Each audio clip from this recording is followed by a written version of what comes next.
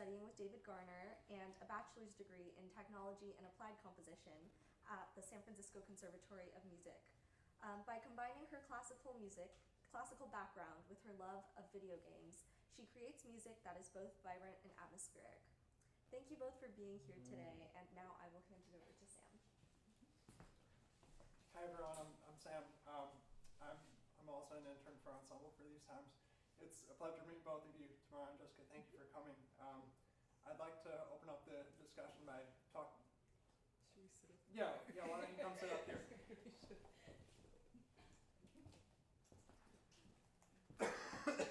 Excuse me. So I'd like to open up the discussion by talking a bit about both of your pieces. Tamara, I know your piano trio is dedicated to the climate crisis, which is, of course, a heavily researched and important topic. And I'm wondering what made you decide to dedicate this commission to it. Right, of course. I think that I feel as though it's really important to have our creative process involve the things that are most dear to us. And as is evident, with recent weather, going further back, I mean, there are so many examples of the current ecological crisis that, I feel that it's really important to speak out about that. So the inspiration in itself is the crisis itself and how it affects all of us, honestly, and will continue to affect us a lot more. So it's important just to be aware about it and think and see how your actions can influence that. Absolutely, we appreciate your advocacy. And are there any moments in the piece in which you're trying to convey a message that you'd like the audience to listen to? Yeah, so the piece consists of 3 movements, and throughout the 3 movements, there will be brief pauses between them. Very brief, but I think it's pretty easy to follow the 3-movement structure. And as they progress, they get more sparse and more barren. So I think that's a symbolic approach. Yeah, absolutely. Yeah. So the whole there's not a specific section, it's the whole thing, really. Mm-hmm. Yeah. Fantastic, thank you.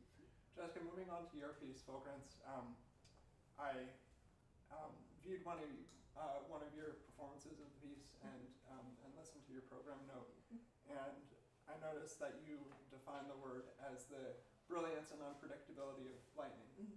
Could you tell us a bit about in which moments you convey that in music? Yeah, sure. So throughout the piece, you can hear that it's very flashy at points, and other times it really dies down. So it's kind of like in a storm. You have moments of lightning, right? But you can never tell when the lightning hits. So in the piece, I try to reflect this by having moments where it's like suddenly big and loud, and then it dies down, and then another moment where it just kind of like throws you off, kind of. So my goal was to make you nervous. Yeah. But yeah. Awesome. I'd like to talk a bit about the two of you personally. Tamara, I read your bio, and you write in it that your music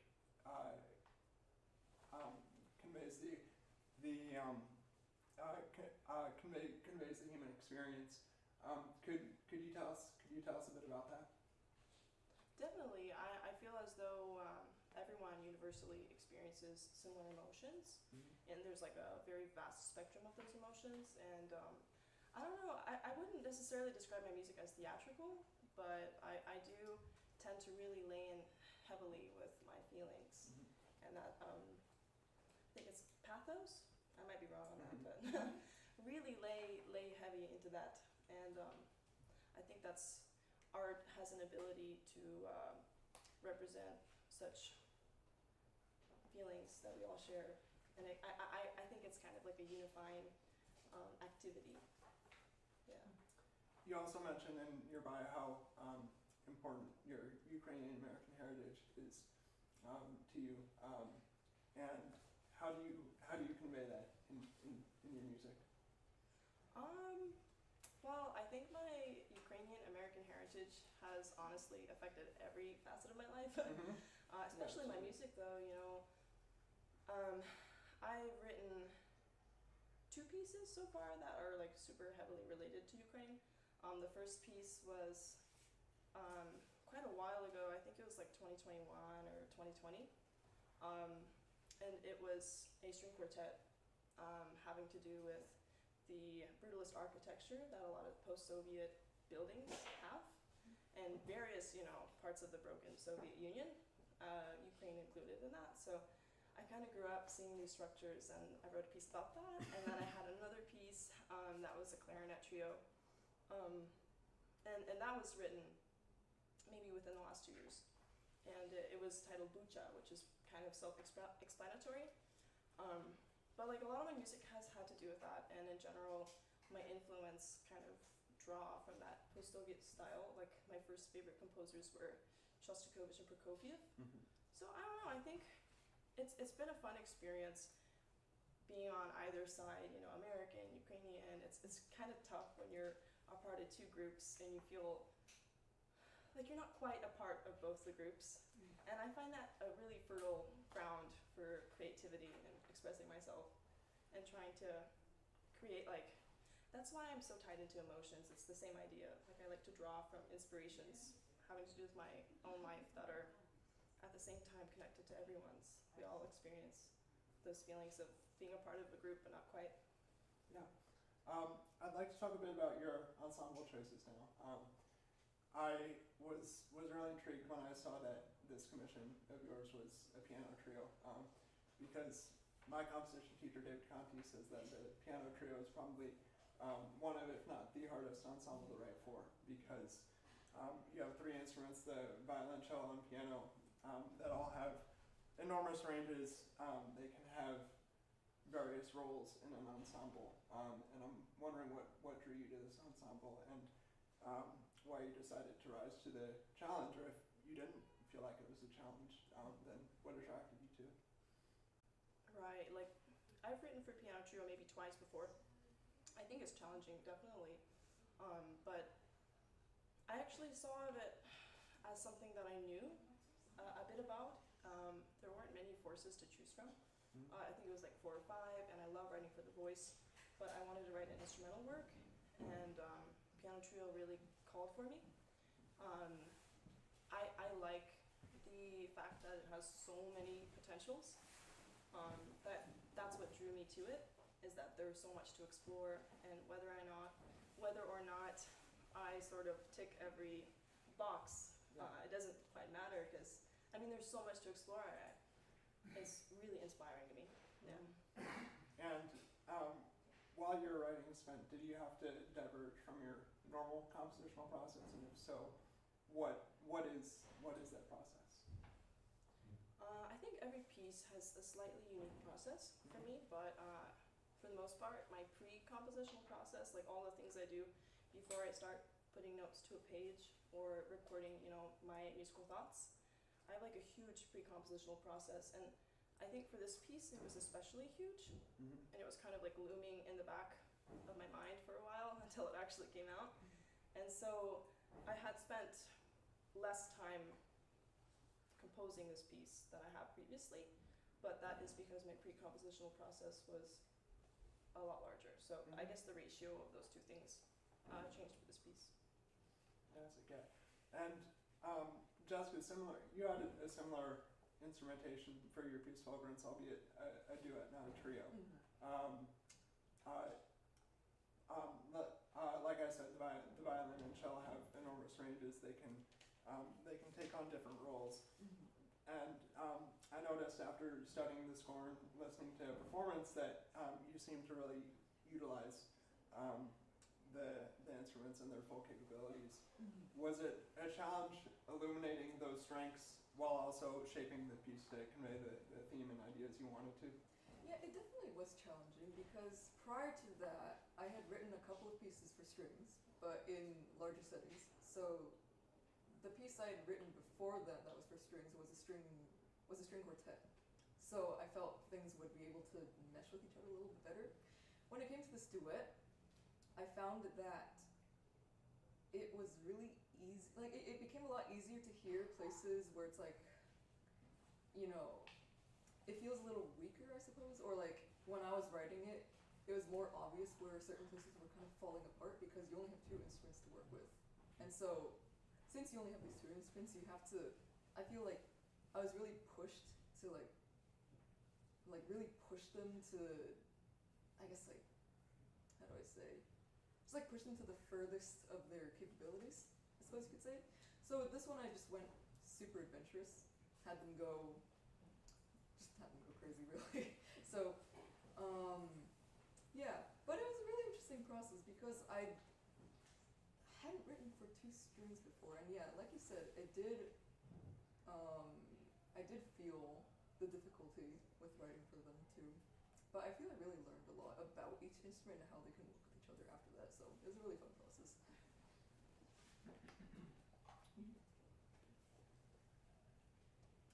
Now that we've talked about your ensemble choices, we've talked a bit about you. I want to touch on your educational experiences as well. Tamara, I know that you recently moved from SF to New York City, and I'm from New York. My sister graduated from NYU, and I know from talking to her that the city can be pretty overwhelming, and it's a little faster paced than out west out here. San Francisco is definitely a little more compact. And do you find that that environment is very different? Have you had to adapt to New York City in any way? Do you feel like your colleagues and your peers are pushing you in a different way than they did in San Francisco? And do you feel like your music is evolving the way you want it to? Wow, that's a lot of questions, Yeah, truly, sorry. but I love it. Yeah. So, just to clarify, I was in Manhattan for 2 years for my master's, but I completed my degree back this summer in May, so I have moved back to Denver, Colorado, temporarily so, but I did have a really nice 2-year experience that I could talk about in full length and detail. So, yeah, first I'll talk about the educational sort of composition aspect that within the academia, within the school, I did feel like I was pushed in different directions, and it was very useful for me. I really widened my scope and perspective on music, on art in general. It was really useful for me. The cities, how they differ, being San Francisco more compact, New York. The thing is, in San Francisco, I think there's a very rich music scene. So there's a lot going on, surely, in the entire Bay Area. But when I was going to school here, I guess I was in my undergrad, and I did see a good deal of it. I surely did, but I didn't feel like I was in the position to explore it fully, so I don't even feel like I have the ability to, really talk about that to its full extent, although I know it's really, there's a lot going on. With New York, I really enjoyed my experience in New York as an artist, as a composer, as a musician. There were simply multiple concerts to go to at any point of any day throughout the year. Like, there was no shortage. There was actually a sense of exhaustion, really, from going to concerts most days of the week, and it's so inspiring. There's so much going on, and surely it's overwhelming. But I do find it, I found it to be a great experience and something that was worthwhile. And going forward, what were you saying about how it affected me, or? I was just wondering how the environment at MSM was different from SFCM. How you feel like your peers and colleagues challenge you differently, and how your music evolved. If you have any thoughts on that. Okay, yeah, and I could definitely be more specific about that. At MSM, there was such a wide breadth of different composers, having their own influences from different schools of music, and I did feel challenged by some of the works produced and listening. Early on, I felt challenged because I was simply not exposed to stuff like that previously. So how did it affect me is, honestly, I had a bit of a crisis, so to speak. Musically, it really widened. I'm just going to repeat myself from earlier, but it really widened my perspective. Absolutely. And I think that shows in my music too, and there's always a moment to reel it in as well. But yeah. Jessica, you earned your bachelor's in technology and applied composition and your master's in concert composition, both at SSTM. What drove you to pursue a master's in concert composition? Well, I really liked the community at SFCM. I really liked that it being a smaller school, you feel that everyone is pretty close with each other, like not just your fellow students, but also with the professors and the staff. And I really appreciated that because I felt really comfortable just being able to go to someone and being like, hey, let's do this, or hey, I have this piece, do you want to take a look and give me some critique? So I really enjoyed my time in both departments. With the technology program, the TAC program, it was cool because I went in not really knowing what I was doing because I didn't really know anything about the technology side of composing. I remember there was a class I took where they were talking about using what's called a digital audio workstation, or DAW. Going into your freshman year? Yeah, my freshman year. Yeah. So the first day we had this class, they were talking about using a DAW to compose, and I remember writing in my notes like, what is a DAW? And I found out what it was later, and then was like, what did I get myself into? But it was really cool learning those tools because I feel that when I went into my composition masters, I could then use what I had learned from the tech side of things in undergrad and apply it to my concert music. You know, whether it's like the composition process or implementing like maybe electronic elements into a concert work, stuff like that. Like I hadn't really considered that before until I, got to learn about the more like technology, like kind of side of stuff, and then learning how they can like really blend well with each other. Because I really like doing that. Like that's something I found after studying in both these programs, is that I really like combining those two worlds with each other.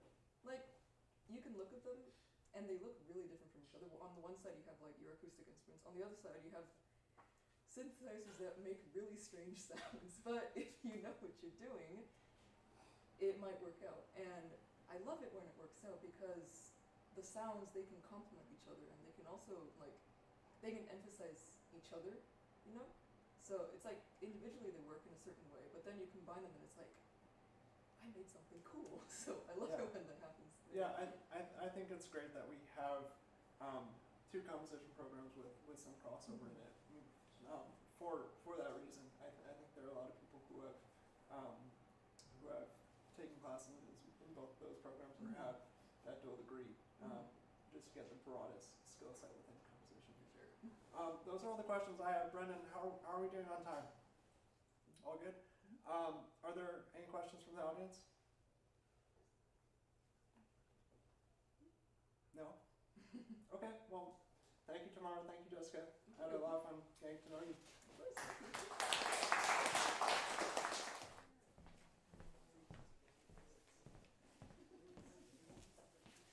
Hi everyone, thank you all for being here, and thank you to those at home who are watching on the live stream. We have a great program in store for you with music by 20th and 21st century composers, two of whom we're grateful to have here with us today. We'd also like to thank the San Francisco Grants for the Arts, the California Arts Council, and the Ross McKee Foundation, as well as our wonderful supporters, for making our 2023 to 2024 season possible. In addition, after the concert, the musicians and composers will be going to Cityscapes San Francisco in the Hilton. Please feel free to stop by and say hello. Without further ado, please enjoy the concert.